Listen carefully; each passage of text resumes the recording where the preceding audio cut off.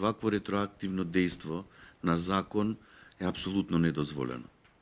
Значи, правната сигурност на субјектите во правото, тие мораат да имаат, кажав, фундаментални принципи на владењето на правото се правната предвидливост и правната сигурност.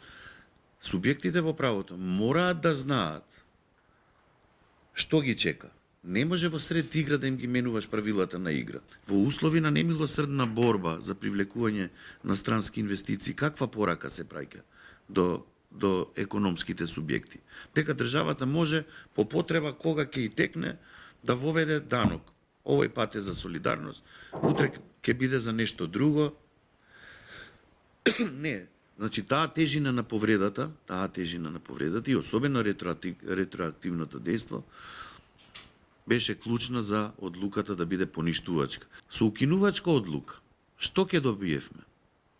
Да, ние ќе воспоставевме еден правен стандард, уставно правен стандард, дека собранието не може веќе да носи такви закони, но дали ќе ги исправевме последиците?